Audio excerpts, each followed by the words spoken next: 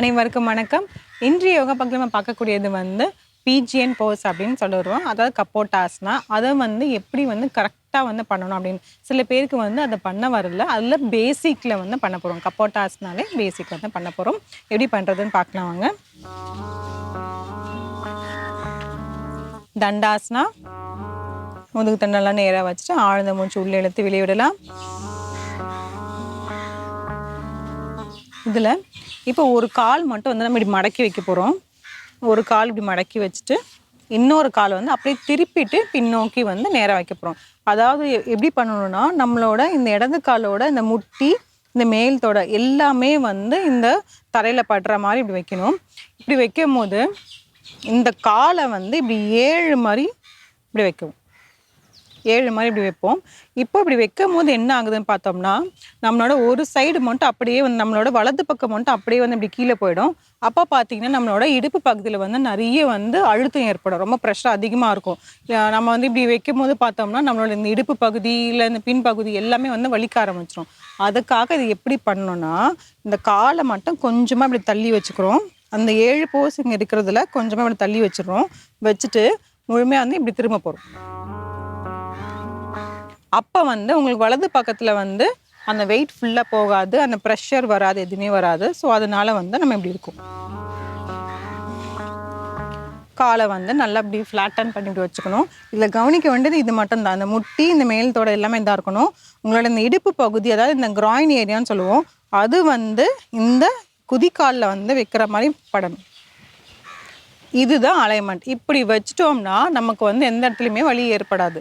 இது கரெக்டாக இதில் படுற மாதிரி வச்சுட்டு நம்மளோட மார்பு பகுதி, அதாவது நான் டார்சோன்னு சொல்கிறோம், அது நல்லா நேராக வச்சுட்டு முன்னோக்கி பார்த்த மாதிரி இருக்கணும். கைகள் ரெண்டுமே இப்படி வச்சிடலாம். வச்சுட்டு நல்லா தோல் பட்டி இப்படி திருப்பிட்டு மார்பு பகுதியை விரிக்கணும். இதிலே இருக்கலாம் சில வினாடிகள். 1 2 3 4 5 6 7 8 9 10. இப்போது இதிலிருந்தே அப்படியே நம்ம முன்னோக்கி குனிஞ்சிடலாம். 2 கையுமே இப்படி வச்சு முன்னோக்கி குனியும்.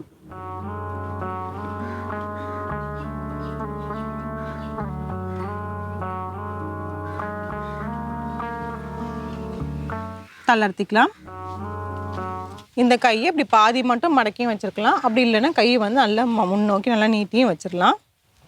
தளர்த்திக்கலாம். ஆழ்ந்த மூச்சு உள்ள இழுத்து வெளியே விடலாம்.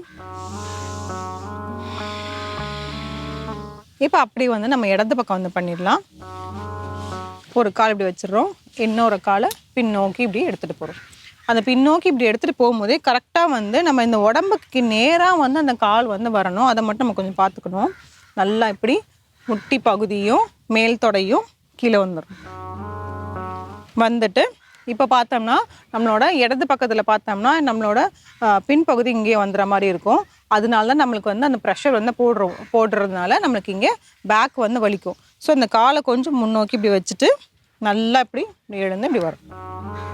வந்துட்டு நம்ம அந்த வலது பக்கத்தோட இடுப்பு இந்த குதிக்காலில் படுற மாதிரி வச்சுட்டு அப்படியே இருக்கும். தோள்பட்டை ரொட்டேட் பண்ணிவிட்டு மாறு பகுதி விரிச்சிடணும். 1 2 3 4 5 6 7 8 9 10. இப்போ அப்படியே முன்னோக்கி குனிஞ்சிடும்.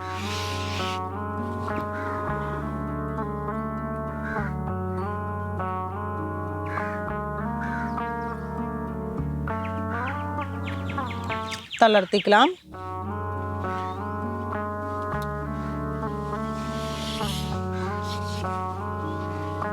ஒரு ஆழ்ந்த மூச்சு உள்ள இழுத்து வெளியே விடலாம்.